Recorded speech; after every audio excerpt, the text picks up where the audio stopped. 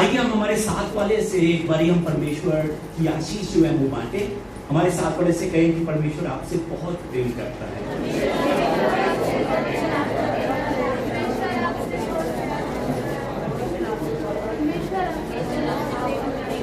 आमीन। परमेश्वर आप सबसे, हम सबसे, याद रखिए, बहुत बहुत बहुत प्रेम करते हैं हमारे प्रभु हम सबसे। इतना प्रेम करते हैं कि उस प्रेम के बारे में हम जितना बताएं उतना कम है। जन्म से लेकर आज तक परमेश्वर ने हम सबके जीवन में बहुत से चमत्कार किए हैं, बहुत से चमत्कार। उन कई चमत्कारों में से एक सबसे बड़ा चमत्कार यह था कि यीशु मसीह पर विश्वास करने के बाद परमेश्वर ने हमें अपनी संतान होने का आशीर्वाद दिया। इससे बड़ी गवाही, इससे बड़ा चमत्कार ना हमारे जीवन में हुआ था, ना कोई हो सकता है। हम सब पाप में पैदा हुए थे, पाप में रह रहे थे और पाप में ही हम मरने वाले थे।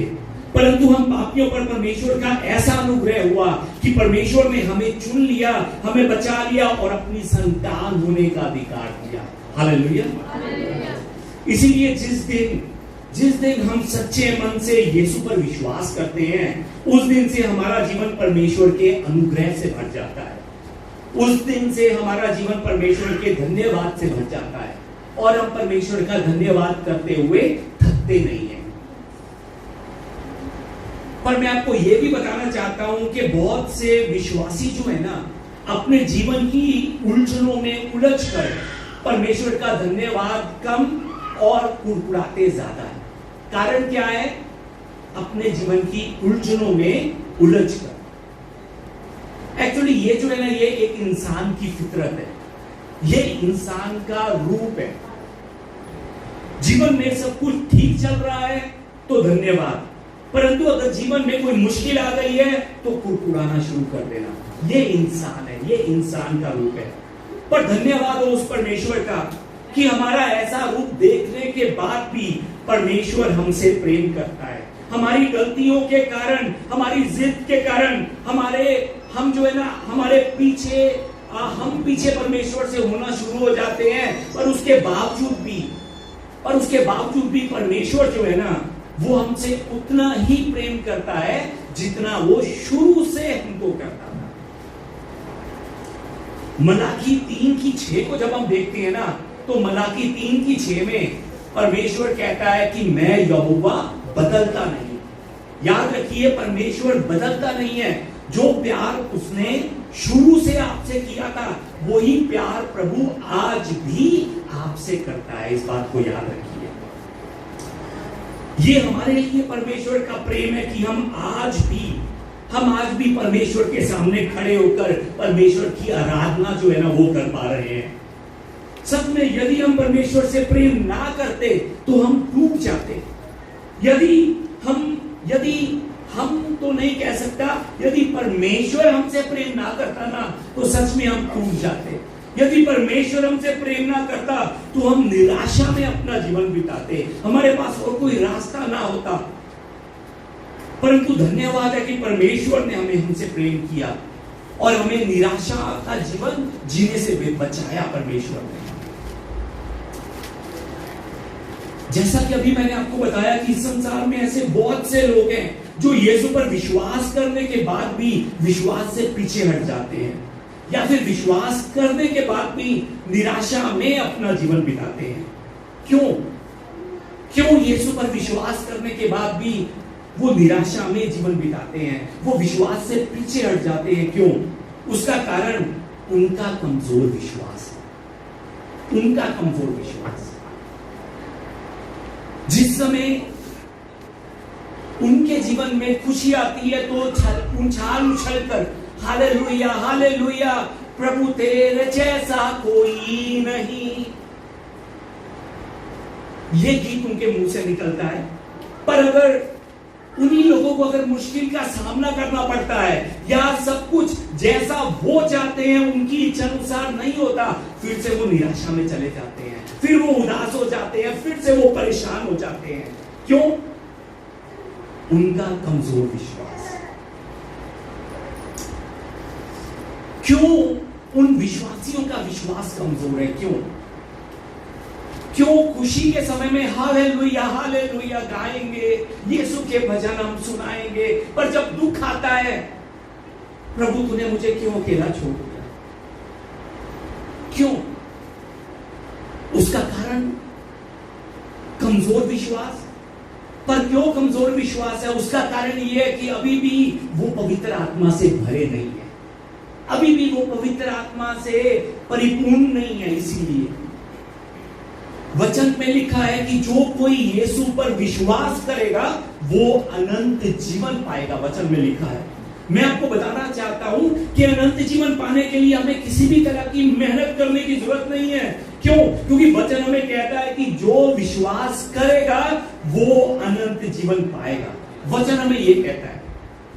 ज्यादा दान देने से, अच्छा काम करने से, भलाई के काम करने से हम परमेश्वर से इनाम जरूर पाएंगे उन हमारे कामों के द्वारा, पर उन सब कार्यों के द्वारा हमें अनंत जीवन मिलेगा, वचन में ऐसा कहीं पर भी नहीं लिखा है। वचन में क्या लिखा है? यीशु पर विश्वास करने के द्वारा हमें अनंत जीवन मिलता है। हमें अनंत जीवन हमारी मेहनत के द्वारा नहीं, यीशु को अपना उद्धारकर्ता के रूप में स्वीकार कर हमें अनंत जीवन मिलता है। आइए हम एक बारी प्रेरितों के काम 16 की 31 को पढ़े मिलकर एक आवाज में। आइए शुरू करें। उन्होंने कहा, प्रभु मसीह पर विश्वास कर तो तू और तेरा घराना उद्धार पाएगा। आमीन। वचन में लिखा है कि प्रभु यीशु मसीह पर विश्वास कर तो तू और तेरा घराना उद्धार पाएगा। याद रखिए, विश्वास किसने करना है? किसने विश्वास करना है? मैंने, हमने नहीं, मैंने विश्वास करना है। मैंने, जिस समय मैं विश्वास करूंगा तब मैं उद्धार पाऊंगा, और मेरे साथ उद्धार कौन पाएगा? मेरा घराना उद्धार पाएगा। हालेलुया। जक्कई के जीवन में भी हमने देखा था कि जक्कई ने उद्धार नहीं पाया। जक्कई ने विश्वास किया, विश्वास कर उसने अकेला उद्धार नहीं पाया, उसके घराने ने, उसके घर में उद्धार आया। उसने, हमें विश्वास करना है यीशु मसीह पर, और इस संसार में रहने के लिए, इस संसार में जीत हासिल करने के लिए, एक सच्चे विश्वासी का जीवन बिताने के लिए हमें पवित्र आत्मा से भी भरना है। फिर से बता रहा हूं, विश्वास कर हमें पवित्र आत्मा से क्या करना है? भरना है, परिपूर्ण होना है पवित्र आत्मा से। आज पेंतेकुस्त का दिन है। वचन में भी हमने 1 नंबर आयत में अभी देखा था कि पेंतेकुस्त के दिन क्या हुआ था? पवित्र आत्मा उतरे थे। आज वही दिन है, आज पेंतेकुस्त का दिन है।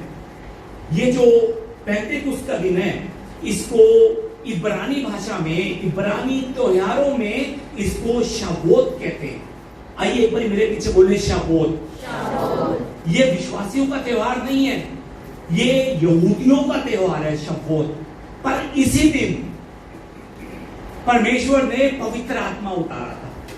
याद रखिए, यहूदियों का हर एक त्योहार जो है ना, परमेश्वर ने विश्वासियों का त्योहार जो है वो मिलाया हुआ है उसमें। यहूदी इसको शबोत को सप्ताहों का पर्व कहते हैं। ये जो त्योहार है शबोत यानी कि पेंतेकोस्त का दिन, ये ईस्टर डे के 49 दिनों बाद आता है। यानी कि यीशु मसीह के मरकर जी उठने के 49 दिन बाद आज का दिन, ये 50वां दिन जो है, पवित्र आत्मा उतरे थे इस दिन। और आज से 10 दिन पहले यीशु मसीह जो है वो स्वर्ग पर चढ़े थे। यीशु मसीह के स्वर्ग पर चढ़ने के 10 दिन बाद आज का ये पेंतीकोस्त का जो दिन है वो आता है। आज के दिन फिर से मैं बताना चाहता हूं क्या हुआ था। आज के दिन सभी विश्वासियों पर, याद रखिए, आज के दिन सभी विश्वासियों पर पवित्र आत्मा उतरा था। सभी विश्वासियों पर। आज के दिन से पहले भी परमेश्वर का आत्मा उतरता था। परमेश्वर का आत्मा कोई नया नहीं है, परमेश्वर ने बनाया है। पुराने नियम में भी परमेश्वर का आत्मा था। जिस समय पृथ्वी बुढ़ेल थी लिखा हुआ है, वहां पर कौन मंडराता था? परमेश्वर का आत्मा। जिस समय अंधकार था, वहां पर परमेश्वर का आत्मा मंडराता था। पुराने नियम में बहुत लोगों के ऊपर परमेश्वर का आत्मा उतरा है। आज से पहले यानी कि पेंतीकोस्त के दिन से पहले परमेश्वर का आत्मा मतलब पवित्र आत्मा सिर्फ चुने हुए लोगों पर उतरता था, चुने हुए लोगों पर, खास लोगों पर इस पेंतीकोस्त के दिन के बाद परमेश्वर का आत्मा उन सब पर उतरता है जो यीशु को सच्चे मन से प्रेम करता है, जो यीशु को सच्चे मन से यीशु पर विश्वास करता है। हालेलुया। आज मैं आपसे इस 2 नंबर चैप्टर प्रेरितों की काम 2 नंबर अध्याय के द्वारा अन्य भाषा को लेकर, भविष्यवाणियों को लेकर बात नहीं करना चाहता। आज आपसे परमेश्वर फिर मौका देंगे उस चीज का, इस 2 नंबर अध्याय को गहराई से बांटने का आपसे मौका देंगे। आज मैं आपसे पवित्र आत्मा को लेकर बात करना चाहता हूं। पवित्र आत्मा और उनके कार्यों को लेकर इस समय मैं आपसे वचन बांटूंगा। यीशु मसीह जिस समय मरकर फिर से जी उठे, उन्होंने अपने सेवकों को 3 आत्मिक तोहफे दिए थे, 3 आत्मिक गिफ्ट दिए थे। उन 3 आत्मिक गिफ्टों में से पहला आत्मिक तोहफा विश्वासियों के लिए क्या था मालूम है आपको? आनंद। आइए एक बार मेरे पीछे बोले, आनंद। जिस समय हम यूहन्ना की पुस्तक 20 को देखते हैं तो वचन में हम जान सकते हैं कि यीशु मसीह के चेले जो है ना, वो कमरे में बंद थे, डरे हुए थे, घबराए हुए थे। उस समय जिस समय वो डर में थे, घबराहट में थे, प्रभु यीशु मसीह अपने चेलों के पास आते हैं और उनको अपना हाथ और अपना पंजर दिखाते हैं। और वो देखने के बाद प्रभु यीशु मसीह के जो चेले थे वो आनंद से भर जाते हैं, आनंदित हो जाते हैं। याद रखिए, ये पहला आत्मिक तोहफा है जो प्रभु यीशु मसीह ने अपने विश्वासियों को दिया है। दूसरा आत्मिक तोहफा जो है वो है शांति। आइए एक बार बोलें, शांति। यूहन्ना 20:21 में लिखा है, प्रभु यीशु मसीह अपने चेलों को, अपने लोगों को कहते हैं, तुम्हें शांति मिले। आनंद के बाद दूसरा आत्मिक तोहफा जो है वो शांति है, जो हमारे प्रभु यीशु मसीह ने अपने लोगों को दी है। और तीसरा आत्मिक तोहफा 20:22 में लिखा हुआ है। 20:22 को आइए हम मिलकर पढ़ें एक आवाज में। यह कहकर उसने उन पर फूका और उनसे कहा, पवित्र आत्मा लो। हालेलुया। यीशु मसीह ने तीसरा आत्मिक तोहफा जो है ना, विश्वासियों को क्या दिया है? पवित्र आत्मा। आनंद, शांति, पवित्र आत्मा, ये 3 आत्मिक गिफ्ट हैं जो प्रभु यीशु मसीह ने विश्वासियों को दिए हैं। अब मैं आपसे एक बार पूछना चाहता हूं कि पवित्र आत्मा का ये नाम सुनते सार, पवित्र आत्मा ये शब्द सुनते सारे आपके मन में सबसे पहला शब्द क्या आता है? वरदान।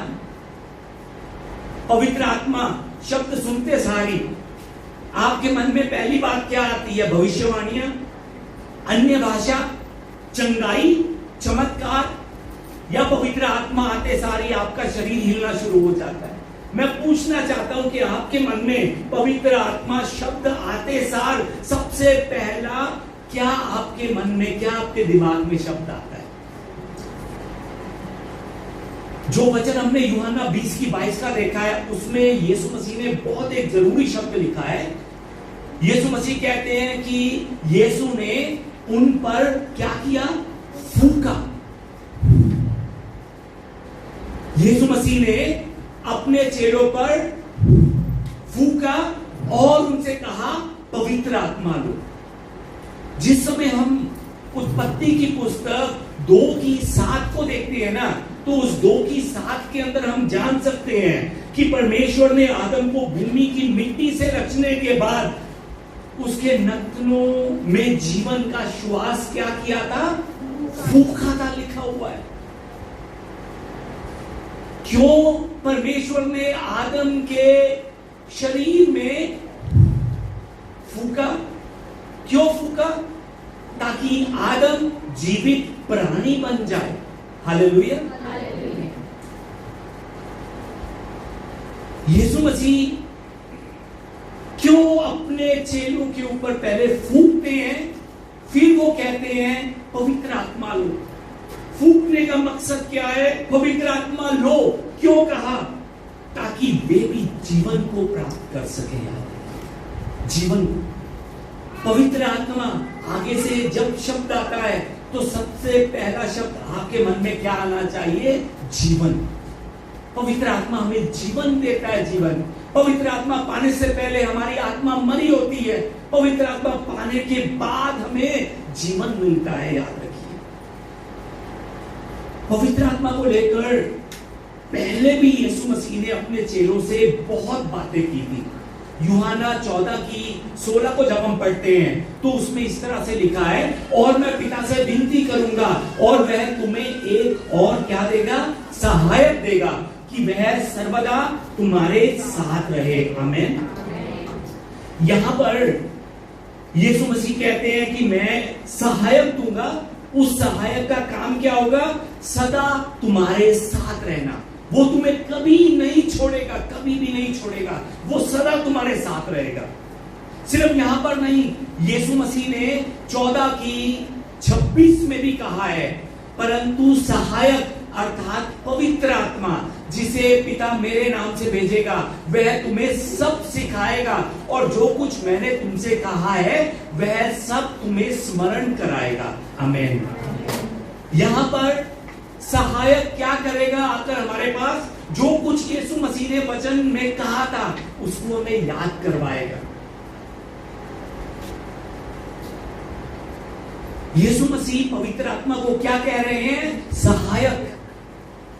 सिर्फ इन दो आयतों में नहीं, जब हम यूहन्ना 15 की 26 को देखते हैं वहां पर भी यीशु मसीह पवित्र आत्मा को सहायक कहते हैं। यीशु मसीह कहते हैं कि जब वह सहायक आएगा जिसे मैं तुम्हारे पास भेजूंगा, अर्थात सत्य का आत्मा जो पिता की ओर से निकलता है, वह मेरी गवाही देगा। जिस समय पवित्र आत्मा हमारे अंदर आएंगे, हमारे मन में आएंगे, उस समय हम यीशु की गवाही देने वाले होंगे। अपनी गवाहियों से भरने वाले नहीं, यीशु की गवाहियों से भरने वाले होंगे। जिस समय यीशु मसीह जो है ना, कहते हैं आगे 16 की 7 में भी जब हम देखेंगे, यीशु मसीह कहते हैं तो भी मैं तुमसे सच कहता हूं कि मेरा जाना तुम्हारे लिए अच्छा है, क्योंकि यदि मैं ना जाऊं तो वह सहायक तुम्हारे पास ना आएगा, परंतु यदि मैं जाऊंगा तो उसे तुम्हारे पास भेजूंगा। आमीन। इन वचनों में यीशु मसीह लगातार पवित्र आत्मा को क्या बता रहे हैं? सहायक। पवित्र आत्मा क्या है? सहायक है। सहायक। अगर हमें पवित्र आत्मा के कार्यों को सही रीति से समझना है ना, तो हमें इस सहायक शब्द को सही रीति से जानना होगा, नहीं तो हम पवित्र आत्मा को कुछ और ही समझते रहेंगे। यीशु मसीह ने पवित्र आत्मा को सहायक कहा है। ये जो सहायक शब्द है ना, यूनानी भाषा के अंदर इस सहायक शब्द को कहते हैं पाराक्लातोस। एक बार मेरे पीछे बोले हम, पाराक्लातोस। ये जो पाराक्लातोस शब्द है, इसको हिंदी में सहायक कहते हैं। सहायक। इस पाराक्लातोस शब्द का अर्थ है साथ में बुलाए जाने वालों के लिए। ये पाराक्लातोस का मतलब है। पारा का मतलब है साथ में, और क्लातोस का मतलब है बुलाए जाने वालों के लिए, यानी कि बुलाए जाने वाले विश्वासी लोगों के साथ में रहने वाला। कौन? पवित्र आत्मा। सहायक। सहायक का काम क्या होता है? साथ में खड़े होकर सहायता करना, साथ में रहकर सहायता करना। जिस समय कोई कोर्ट में कोई मुजरिम जो है वो कटहरे पर खड़ा होता है, उसके साथ में कचहरी में उसके साथ कौन सा सहायक खड़ा होकर उसके पीछे लड़ता है? जज से? वकील। सहायक। इंग्लिश बाइबल में इसी सहायक को, इसी पाराक्लेटोस को 3 शब्दों में अनुवाद किया गया है इंग्लिश बाइबल में। वो 3 शब्द जो है, पहला जो है हेल्पर, दूसरा जो है काउंसलर, और तीसरा जो है वो कंफर्टर।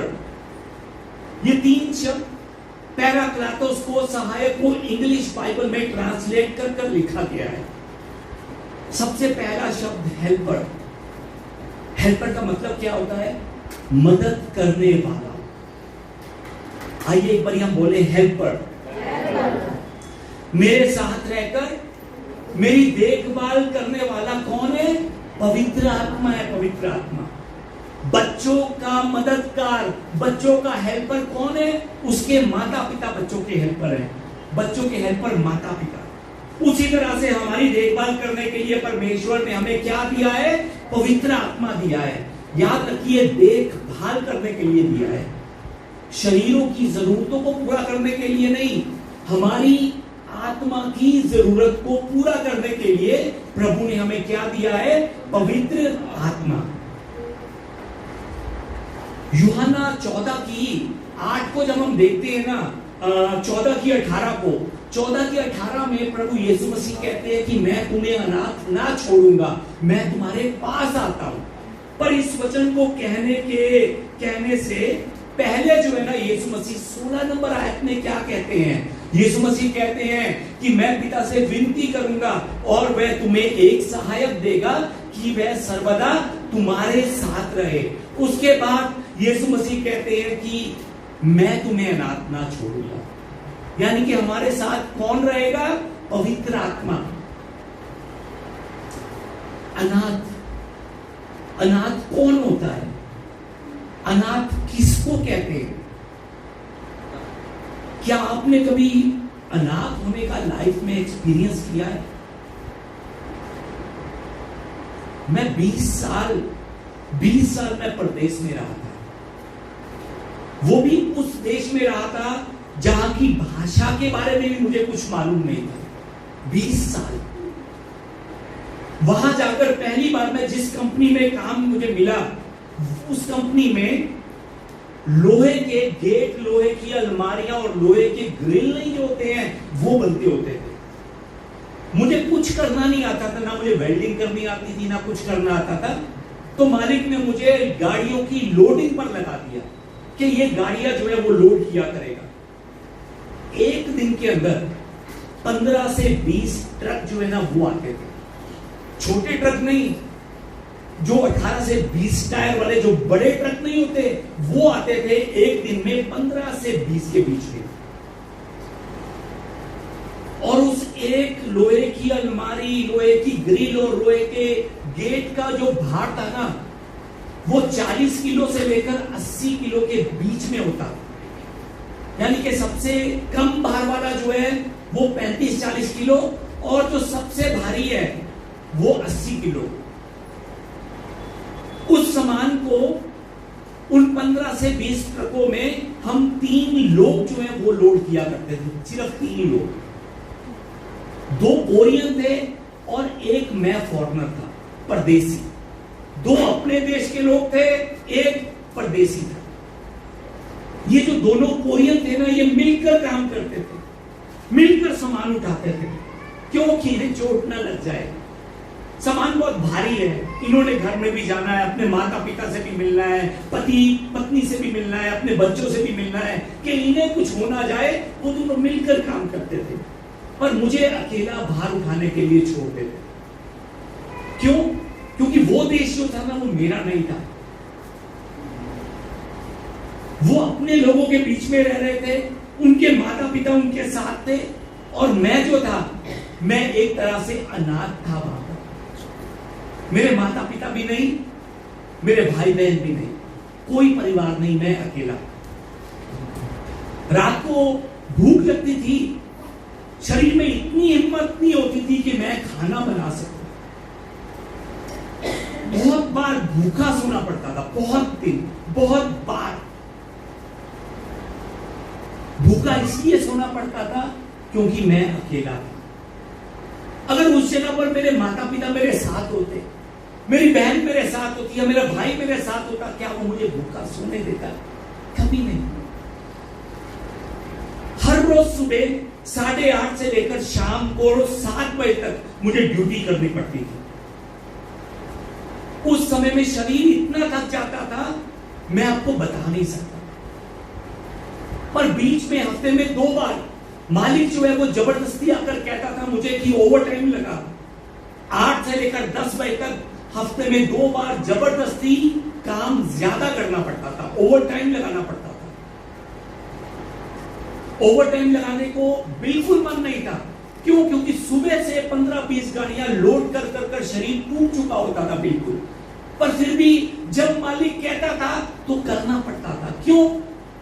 क्योंकि मैं वहां पर अकेला था, एक तरह से अनाथ था। अनाथ, अगर मैं कुछ बोलूंगा तो उसने मुझे कहना है छोड़ जा काम, निकल जा यहां से, तो मुझे जाना पड़ता था। मेरे कोई सहारा देने वाला नहीं था। सर्दियों में बहुत बर्फ पड़ती है वहां पर, बर्फ को साफ किया करता था बाहर जाकर। साफ कैसे करता था कि लकड़ लेकर लकड़ को अपने हाथों से घसीटता था। बर्फ जो है ना इतनी सी होती है, हटाई जाती है, जब घिसेटते हैं ना बर्फ को तो वो बढ़ती जाती है, और सच में वो 2 किलो 3 किलो की बर्फ जो है ना 50 किलो की बन जाती है। उन 50 किलो की बर्फ को धक्का मारकर रास्ता साफ किया करता था। क्यों? क्योंकि थोड़ी देर में ट्रकों ने आना है।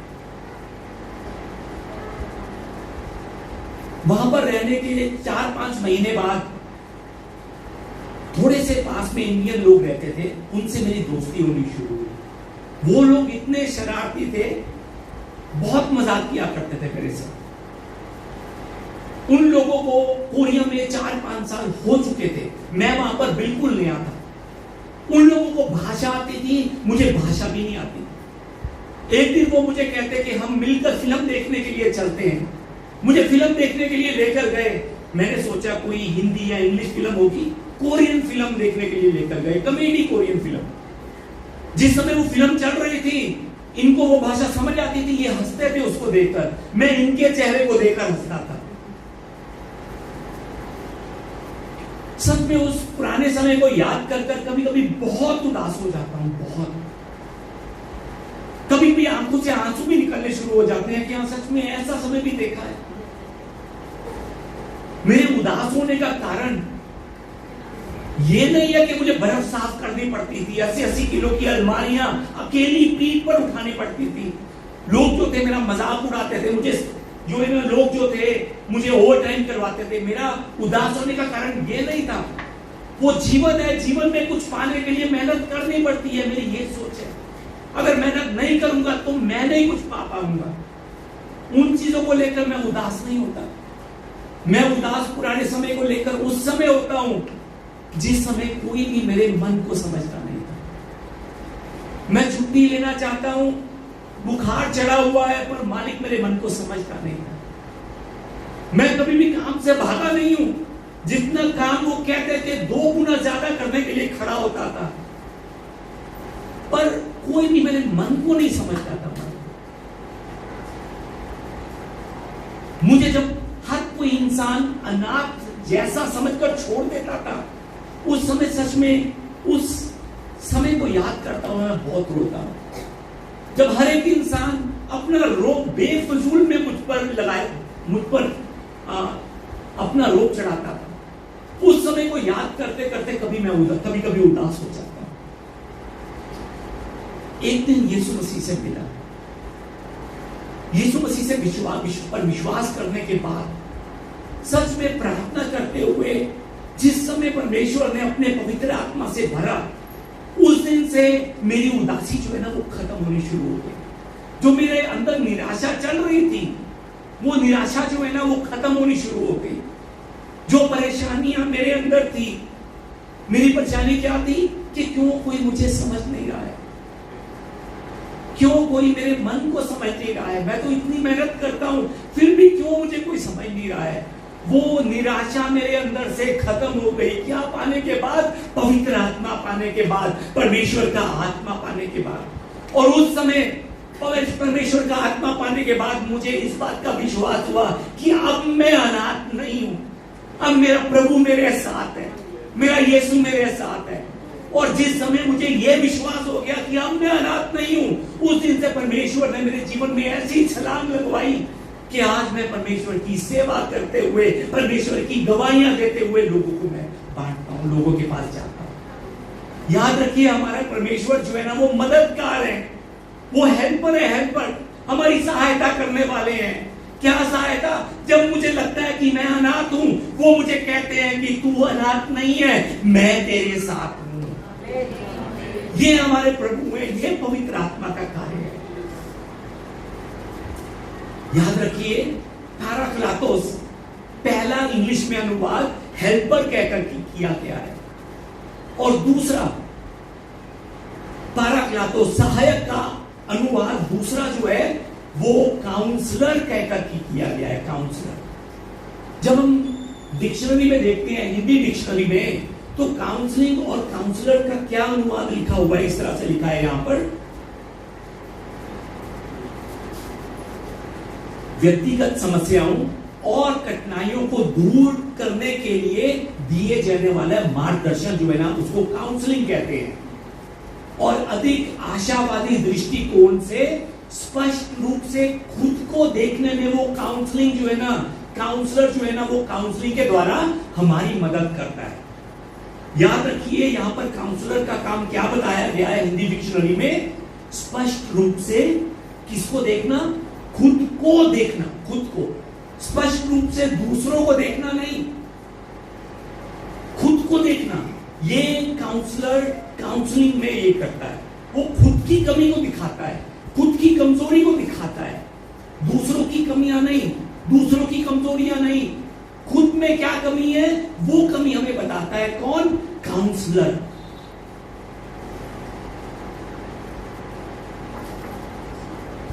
पवित्र आत्मा को काउंसलर कहकर बताया गया है। पवित्र आत्मा फिर क्या करते हैं? हमारे अंदर छिपा हुआ पाप, हमारे अंदर हमारी छिपी हुई कमी, हमारे अंदर की बुराई, वो हमें बताते हैं। इसीलिए यीशु पर सच्चे मन से विश्वास करने वाला मनुष्य जो है ना, वो खुद को पापी कहकर परमेश्वर से माफी मांगता है। वो दूसरे को पापी नहीं कहेगा कि तू पापी है, तू पापी है, वो कहेगा नहीं, मैं पापी हूं। मैं वो खुद परमेश्वर से माफी मांगेगा, अपने पापों के लिए पश्चाताप करेगा और परमेश्वर का धन्यवाद करेगा। परमेश्वर ने उसे पाप के दलदल से बाहर निकाला, इसलिए वो परमेश्वर का धन्यवाद करेगा। इसलिए आपको मालूम है कि जिन लोगों ने पवित्र आत्मा नहीं पाया होता, जो ये संसार के लोग हैं, वो खुद को कभी पापी नहीं कहते, वो खुद की गलती कभी भी स्वीकार नहीं करेंगे। वो कहेंगे मेरी गलती नहीं है, उसकी गलती थी उसकी। वो दूसरों को मार कर भी कहते हैं कि इसकी गलती नहीं थी, इसने मुझे गुस्सा दिलाया इसलिए मैंने उसको मारा, इसलिए इसकी गलती है, मेरी गलती नहीं थी। परंतु पवित्र आत्मा से भरा हुआ विश्वासी दूसरों की नहीं, अपनी कमी को ढूंढता है। वो दूसरों की नहीं, अपनी कमी के लिए प्रार्थना करता है। पवित्र आत्मा उससे करवाते हैं। क्यों? क्योंकि वो हमारे काउंसलर हैं, इसलिए वो करवाते हैं अपनी कमी ढूंढने के लिए। पवित्र आत्मा कहते हैं कि दोष मत लगा, नहीं तो तुझ पर भी दोष लगाया जाएगा, तुझे भी कटहरे पर खड़े होकर तुझे भी सामना करना पड़ेगा परमेश्वर का।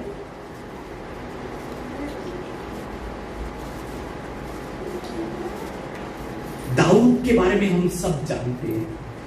दाऊद ने अपने सेनापति उरिया की पत्नी जो थी बतशेबा जो थी, उसके साथ उसने संबंध बनाया। बाद में उसके ही पति उरिया को दाऊद ने मरवा दिया। कुछ समय बाद उसने पाप किया, उसको पाप की पहचान नहीं थी कि उसने इतना बड़ा पाप किया है, पर कुछ समय बाद उसने उस पाप को लेकर पश्चाताप किया। राजा होने के बावजूद भी भरी सभा में उसने अपनी गलती को स्वीकार किया। वचन में लिखा है, दाऊद कहता है कि मैंने यहोवा के विरुद्ध पाप किया है। यह बात उसने अकेले में नहीं कही, सभा के सामने कही कि मैंने यहोवा के विरुद्ध पाप किया है। उसकी कमी को दिखाने वाला कौन था? उसके पापों को उसको दिखाने वाला कौन था? परमेश्वर का आत्मा। अगर परमेश्वर का आत्मा दाऊद के साथ ना होता तो वो कभी भी अपनी गलती स्वीकार ना करता। वो अभी भी कहता कि मैं राजा हूं, जो भी मैंने किया ठीक किया है, परंतु परमेश्वर का आत्मा उसके साथ था, तभी तो उसने अपनी गलती स्वीकार की। अपनी गलती मानकर उसने परमेश्वर से कहा कि मैंने परमेश्वर तेरे विरुद्ध पाप किया है, मुझे माफ कर। उसी तरह से हमारी कमी को भी हमारा काउंसलर हमें दिखाता है और उस कमी के लिए पश्चाताप करने का मन देता है, और सच्चे मन से पश्चाताप कर कर हम परमेश्वर के 3 आत्मिक तोहफों को पाते हैं। पहला आत्मिक तोहफा आनंद, दूसरा शांति, तीसरा पवित्र आत्मा। याद रखिए, ये 3 तोहफे हमें जब मिलते हैं ना, हमारा जीवन बदल जाता है। मैं फिर से आपको बताना चाहता हूं, पवित्र आत्मा का दूसरा कार्य काउंसलिंग का है। वो काउंसलर है हमारे छिपे हुए पाप को वो बाहर निकालने में, हमें याद करवाकर उसके लिए पश्चाताप करवाने में वो हमारी मदद करते हैं, अंदर छिपे हुए पापों को। और तीसरा, पहला हेल्पर, दूसरा काउंसलर और तीसरा जो है वो कंफर्टर। यहां पर कंफर्टर का मतलब आराम देने वाला ये नहीं है। यहां पर कंफर्टर का मतलब है कि कमजोरी में ताकत बनकर हमें शांति देने वाला, अशांति के बीच में रहकर भी हमारे अंदर शांति भरने वाला कंफर्टर। ये कंफर्टर का मतलब है। बाइबल में हम सब पतरस के बारे में जानते हैं। पतरस के शुरुआती जीवन के बारे में हम सब जानते हैं। पतरस के शुरुआती जीवन को देखकर हम कह सकते हैं कि पतरस जो है ना, पतरस वो बड़ी बड़ी बातें करता था, पर वो आत्मा में कमजोर था। बातें बहुत बड़ी बड़ी, पर आत्मा में कमजोर। जिस समय यीशु मसीह अपने 12 चेलों से पूछते हैं कि तुम मुझे क्या कहते हो कि मैं कौन हूं, उस समय पतरस बड़ी बड़ी बात क्या कहता है कि तुम जीवित परमेश्वर के पुत्र मसीह हो, वो कहता है। 11 चेले चुप हैं, पतरस अकेला ही बड़ी बड़ी बातें करने में लगा हुआ है। जिस समय नाव में बैठकर 12 चेले जा रहे होते हैं, तूफान आता है, नाव डूबने पर होती है, उस समय यीशु मसीह पानी पर चलकर आ रहे होते हैं। उन 11 चेलों में से एक चेला होता है जो यीशु मसीह को कहता है कि यीशु यदि तू ही है तो मुझे पानी पर चलने की इजाजत दे। वो चेला कौन था? पतरस। 11 चेले शांत खड़े हैं, पतरस अकेला बड़ी बड़ी बातें कर रहा है, बड़ी बड़ी बातें। प्रभु खोज लेने से पहले भी यीशु मसीह ने अपने 12 चेलों से कहा कि तुम में से एक मुझे पकड़ाएगा। यीशु मसीह ने कहा है तुम में से एक। उस समय भी सब 12 चेले चुप थे। उन 12 चेलों में से पतरस जो है वो उठकर कहता है मैं नहीं ऐसा करूंगा। कौन विश्वासघात है हम में से, मुझे बताओ। वही पतरस जो बड़ी बड़ी बातें करता था। हम सब जानते हैं कि उसी बड़ी बड़ी बातें करने वाले पतरस ने यीशु का इनकार 1 बार नहीं, 2 बार नहीं, 3 बार किया। 3 बार उसी पतरस ने जो बड़ी बड़ी बातें करता था। उसे कॉन्फिडेंस था कि वो अंत तक यीशु के साथ खड़ा होगा। उसे कॉन्फिडेंस था, पर उसमें पवित्र आत्मा नहीं था। पवित्र आत्मा पाने से पहले और पवित्र आत्मा पाने के बाद उसके जीवन में, उसकी आत्मा में बहुत बड़ा बदलाव आया, बहुत बड़ा। पहले उसे लगता था कि वो कर सकता है, उसे कॉन्फिडेंस है कि वो कर सकता है, पर पवित्र आत्मा पाने के बाद उसे मालूम पड़ा कि वो नहीं कर सकता, पवित्र आत्मा उससे करवाएगा। हालेलुया। यीशु करेगा, यीशु वो नहीं कर सकता, यीशु करेगा। यूहन्ना 21 नंबर अध्याय में पतरस यीशु मसीह जो है वो 3 बार पतरस से पूछते हैं क्या तू इनसे बढ़कर मुझसे प्रेम करता है? क्या तू मुझसे प्रेम करता है? क्या तू मुझसे प्रीति रखता है? यहां पर यीशु मसीह जो पूछना चाह रहे हैं पतरस से वो ये है कि क्या तू अपने प्राणों से ज्यादा मुझसे प्रेम करता है? क्या तू अपने प्राणों से ज्यादा मुझसे प्रीति रखता है? ये यीशु मसीह का पतरस को सवाल था। हम सब जानते हैं कि पवित्र आत्मा पाने के बाद पतरस ने अपने प्राण की परवाह नहीं की। वो यीशु मसीह के लिए जो कुछ पवित्र आत्मा ने उसे करने को कहा वो करने के लिए तैयार हो गया। मरते समय भी जिस समय उसे क्रूस पर चढ़ाने लगे थे वो कहता कि मैं पापी इंसान हूं, मुझे यीशु की तरह सीधे क्रूस पर नहीं, मुझे उल्टे क्रूस पर चढ़ाओ, क्योंकि मैं इस लायक नहीं हूं कि मैं यीशु की तरह मर सकूं, मुझे उल्टा चढ़ाओ, उल्टा। पवित्र आत्मा पाने के बाद पतरस को उसकी कमजोरी के बारे में मालूम पड़ा। एक्चुअली यीशु मसीह 3.5 साल के आसपास में पतरस के साथ रहकर उसको एक ही बात करना चाहते थे। यीशु मसीह उसको एक ही बात समझाना चाहते थे कि जब तू अपने ओवर कॉन्फिडेंस को छोड़कर अपनी कमजोरी को पहचानेगा, अपनी कमजोरी को मानेगा, तब तू पवित्र आत्मा पाएगा। सच में मैं आपको बताना चाहता हूं कि जिसकी जिद, जिसका अहंकार, जिसका ओवर कॉन्फिडेंस, जिसका मैं बहुत बड़ा है ना, वो पवित्र आत्मा नहीं पा सकता। पतरस पहले सब कुछ अकेला करता था, अकेला मैं करूंगा।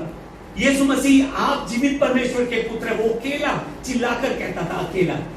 दूसरों को बोलने का मौका नहीं देता था। कोई दूसरा ना बोल दे, वो उसने पहले, सबसे पहले यीशु मसीह मुझे पानी पर चलने की इजाजत दीजिए। जिस समय यीशु को सैनिक पकड़ने के लिए आए, वो अकेला जो है वो चाकू लेकर कान काट देता है एक इंसान का। सच में वो सब कुछ पहले अकेला करता था, अकेला। क्यों? उसमें ओवर कॉन्फिडेंस था, मैंने आपको बताया। पर जिस समय उसने पवित्र आत्मा पाया, उस पल सबसे पहला बदलाव उसमें क्या आया मालूम है आपको? उसने अकेला काम करना छोड़ दिया, अकेला। वो मिलकर काम करने लग गया, मिलकर। जिस समय आज के वचन 2 की 12-14 नंबर आयत को हम देखेंगे तो 14 में क्या लिखा है? पतरस उन 11 के साथ खड़ा हुआ, साथ। पहले वो अकेला खड़ा होता था, सब कुछ अकेला करने के लिए तैयार होता था, पर अब पवित्र आत्मा पाने के बाद सबसे पहला काम उसने अकेला रहना छोड़ दिया। वो सबको साथ में लेकर चला, सबको साथ मिलाकर चला। याद रखिए कि जिस समय पवित्र आत्मा हम पाते हैं, हम भी सबको साथ में लेकर चलते हैं। अगर हम अभी भी साथ में लेकर नहीं किसी को चल पा रहे हैं, हमने पवित्र आत्मा पाने के लिए प्रार्थना करनी है कि प्रभु मुझे पवित्र आत्मा से भर, ताकि मैं भी कंफर्टर को अपने अंदर प्राप्त कर कर, शांति को अपने अंदर प्राप्त कर कर, मैं भी दूसरों के साथ, दूसरों के हाथों में हाथ डालकर चल सकूं। दूसरों के साथ मिलकर सिर्फ कौन चल सकता है? जो पवित्र आत्मा से परिपूर्ण हो। नहीं तो अकेला तो सब चलते हैं, सब। आज वचन को समाप्त करने से पहले मैं आपको आज का वचन एक बार फिर से याद दिलाना चाहूंगा। पवित्र आत्मा हमारे सहायक है, सहायक। और वो सहायक जो है, उस सहायक का सबसे पहला काम क्या है? वो हमारी मदद करता है, वो हमारा हेल्पर है, हेल्पर। हमारी आत्मा की देखरेख करता है वो कभी भी हमें अनाथ नहीं छोड़ता। पवित्र आत्मा का दूसरा कार्य, वो हमारे काउंसलर है, जो हमारे अंदर छिपी हुई कमी को, हमारे अंदर छिपे हुए पाप को बाहर निकालकर पश्चाताप करने का हमें मन देते हैं, हमारी सहायता करते हैं पश्चाताप करने के लिए। और तीसरा, पवित्र आत्मा का कार्य लोगों को कंफर्ट करना है, कंफर्टर है वो, कंफर्टर, जो हमारी कमजोरी में हमारी ताकत बनकर हमें शांति और आनंद से भरते हैं, और उसी शांति और आनंद के कारण हम दूसरों का हाथ पकड़कर एक होकर आगे चल सकते हैं। ये पवित्र आत्मा के कार्य हैं। याद रखिए, वो पवित्र आत्मा परमेश्वर ने विश्वासियों के लिए दिया है कि विश्वासी एक साथ एक मन से आगे बढ़ सके, एक साथ एक मन होकर परमेश्वर की आराधना कर सके। वो सहायक आपके पीछे से आपकी मदद करने वाला सहायक है। याद रखिए, जब आप जीवन के रास्तों में निराश होकर थक जाते हैं, हार कर बैठ जाते हैं ना, जब आप गिरने पर होते हैं, उस समय वो आपको फिर से उठाता है और आपसे वो कहता है कि विश्वास कर और एक साथ होकर चल, मैं तुझे ताकत दूंगा, मैं तेरी मदद करूंगा। जिस समय आप अपनी कमजोरी में निराश होकर बैठ जाते हैं, उस समय पवित्र आत्मा आपसे कहता है कि विश्वास कर, मेरा हाथ पकड़ और दूसरे विश्वासी का हाथ पकड़ और आगे बढ़, मैं तुझे ताकत दूंगा, मैं तेरी मुश्किल को दूर करूंगा, मैं तेरी मदद करूंगा। ये पवित्र आत्मा है ये पवित्र आत्मा हमारे जीवन में करते हैं। ये पवित्र आत्मा हमारे जीवन में रहकर कार्य करते हैं। जिस समय हम ये करना सीख जाते हैं ना, उसके बाद अगला कार्य हमारे जीवन में पवित्र आत्मा का फल लगता है। फल जिस समय हमें पवित्र आत्मा का फल लग जाता है, उसके बाद पवित्र आत्मा के वरदान उन फलों के कारण हमारे अंदर आना शुरू होते हैं। हालेलुया। शुरू से ये वरदानों की तरफ को मत भागिए। सच में पवित्र आत्मा क्या है, उनके कार्य क्या है, उनको समझने की कोशिश कीजिए। आइए इस समय हम मिलकर परमेश्वर की महिमा करते हुए परमेश्वर का हम गीत गाएं। सच में अगर आज भी हमें लगता है कि मैं अनाथ हूं, मैं अकेला हूं, अगर आज भी हमें लगता है कि मेरे अंदर एक पाप छुपा हुआ है जो मुझे याद नहीं है, या फिर मेरे अंदर छिपा हुआ पाप मैं अभी भी वो जो है ना, वो दूसरों को मैं कुछ बता नहीं पा रहा हूं, अपनी गलती की माफी मैं मांग नहीं पा रहा हूं, यदि आज भी आपको लगता है कि आप कमजोर हैं, आप में ओवर कॉन्फिडेंस बहुत ज्यादा है, पर फिर भी आप बार बार जो है ना पीछे हो जाते हैं, उसका कारण जो है ना सिर्फ एक है, हमें पवित्र आत्मा की जरूरत है। पवित्र आत्मा हमारे साथ नहीं है। अगर आज भी आपको लगता है कि अभी भी मैं दूसरों के हाथ में हाथ डालकर नहीं चल पा रहा हूं, अभी भी मैं अपने जिद में फंसा हुआ हूं, अभी भी मैं अपने मैं को लेकर परेशान हो रहा हूं, मैं आपको बताता हूं, हमें पवित्र आत्मा की जरूरत है। हमें पवित्र आत्मा पाना है, तभी हम परमेश्वर के अनुग्रह से आपस में प्रेम कर पाएंगे। तभी हम परमेश्वर के अनुग्रह से जो सेवा परमेश्वर हमसे चाहता है, मेल मिलाप की उस सेवा को हम पूरा कर पाएंगे। आइए इस समय हम प्रार्थना करें और सच में तड़प के साथ प्रार्थना करें कि प्रभु अपने आत्मा से मुझे आज भर दे। जिस तरह से तूने पिंतेकुस्त के दिन में अपनी आत्मा अपने लोगों पर उड़ेली थी, उतारी थी, आज प्रभु वही दिन है, अपनी आत्मा मुझ पर उड़ेल दे। आइए हम मिलकर गीत गाते हुए परमेश्वर के साथ आगे बढ़े और परमेश्वर से कहें कि आत्मा से भर दे मुझे प्रभु, आत्मा से भर दे प्रभु, पवित्र आत्मा से भर दे मुझे प्रभु।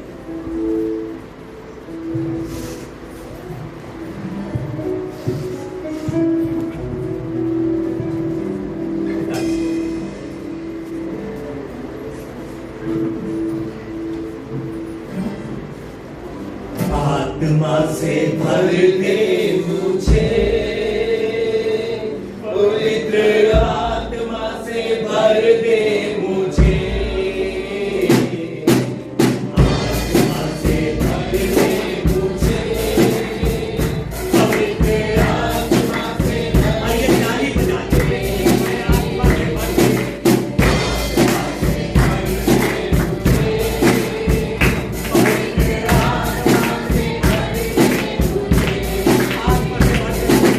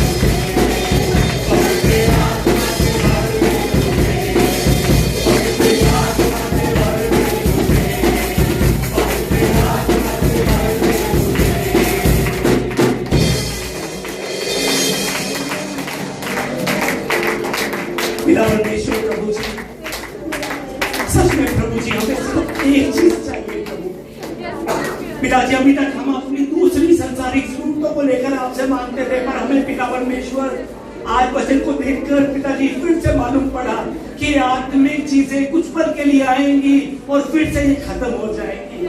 प्रभु जी, अब से हमें आत्मिक चीजों को मांगने वाला बनाइए, संसारिक चीजों को नहीं। प्रभु पवित्र आत्मा हमारे करीब आइए। यीशु मसीह, जो वादा आपने हमारे जीवन में पूरा करने के लिए कहा था, प्रभु जी उसको पूरा कीजिए। प्रभु जी हम पर उतरिए, पवित्र आत्मा हम पर उतरिए। प्रभु हमें आज खाली मत जाने दीजिए। प्रभु मदद कीजिए कि प्रभु जी आज इस जगह से पवित्र आत्मा को अपने साथ लेकर जा सके। पिता परमेश्वर, बहुत थक चुका हूँ प्रभु। पिता परमेश्वर, संसार में झूठा दिखावा करते करते थक चुका हूँ प्रभु। पिता परमेश्वर, प्रार्थना करने बैठता हूँ, प्रार्थना होती नहीं है प्रभु। वचन देखने के लिए बैठता हूँ, देख होता नहीं है प्रभु। प्रेम करने के लिए आगे बढ़ता हूँ, प्रेम हो नहीं पाता प्रभु। क्षमा करने के लिए मन को तैयार करता हूँ, पर फिर से हार जाता हूँ, पीछे हो जाता हूँ प्रभु। दूसरों के साथ चलने के लिए अपने हाथ को मैं आगे बढ़ाता हूँ, फिर से प्रभु मेरा हाथ पीछे हो जाता है प्रभु। प्रभु ऐसा क्यों हो रहा है प्रभु? आज उसका कारण आपने बताया कि अभी भी हम में पवित्र आत्मा नहीं है। अभी भी अगर हम निराश में हैं, अगर अभी भी हम उदासी में चल रहे हैं, तो अभी भी हम में पवित्र आत्मा नहीं है। प्रभु मदद कीजिए, अपने वायदे को प्रभु आज पूरा होने दीजिए, ताकि आज हमारा जीवन बदल जाए प्रभु। हम भी पतरस की तरह जो पहले सब कुछ अकेला करने की कोशिश करते थे, अब प्रभु हम मिलकर करने वाले बन सके। पिता परमेश्वर, हमारी मदद कीजिए, हमारा साथ दीजिए। पवित्र आत्मा, हमें आपकी जरूरत है प्रभु। जीवन के सफर में, इन जीवन के कठिन राहों में सच में प्रभु थक गया हूं प्रभु, हार कर बैठ गया हूं प्रभु।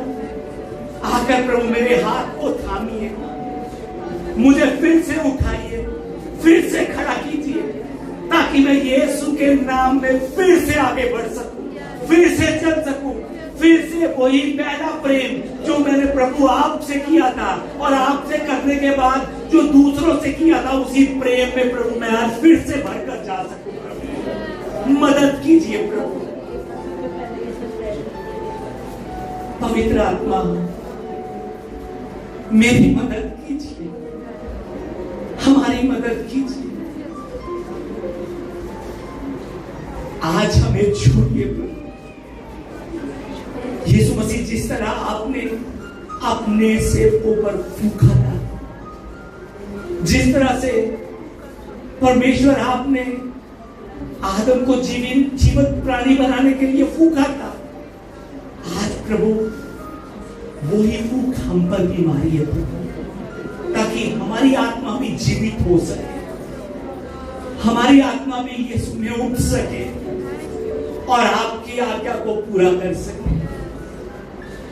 ये सब प्रार्थना मैं हमारे जीवित प्रभु यीशु मसीह के नाम से करता हूं, आमीन। आइए हम परमेश्वर का धन्यवाद तालियों के साथ करें।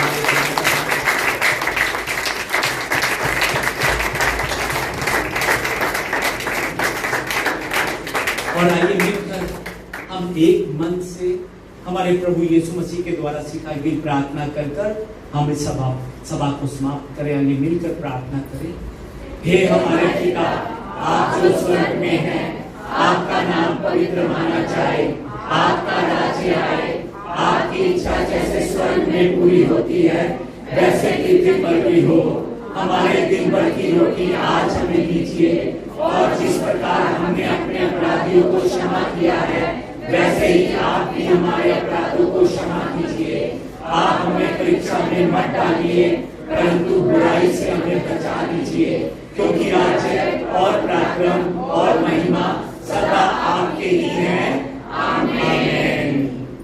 पिता परमेश्वर के प्रेम के साथ हमारे यीशु मसीह की सहभागिता के साथ और इस समय भी हमारे बीच में हमें छूने वाले, हमारे साथ रहकर हमें अनाथ ना छोड़ने वाले पवित्र आत्मा की सामर्थ के साथ आज भी परमेश्वर के प्यासों के जीवन में परमेश्वर की शांति और परमेश्वर का आनंद अब से लेकर सदा तक बना रहे।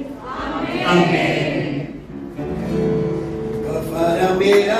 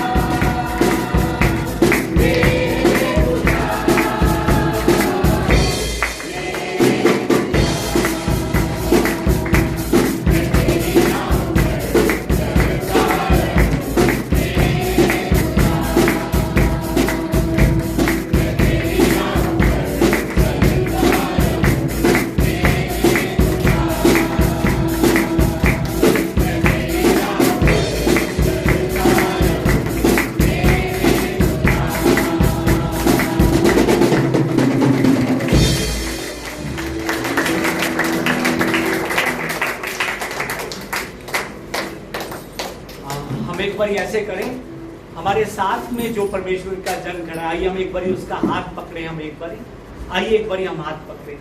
जो लगता है कि अकेला खड़ा है ना, उसके करीब जाकर उसका हाथ पकड़िए। जो लगता है आपको अकेला खड़ा है, आइए हम भी आपस में हाथ पकड़े।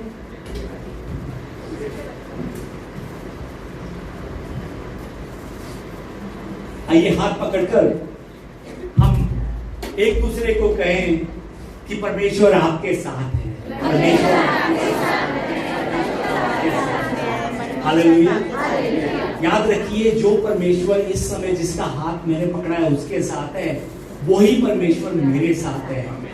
और मेरा परमेश्वर, इसका परमेश्वर अलग नहीं है जो हमारे मन में नफरत पैदा करेगा। हमारा परमेश्वर एक है, एक जो सिर्फ प्रेम करता है और प्रेम देता है। हालेलुया। आइए हम परमेश्वर का धन्यवाद करें।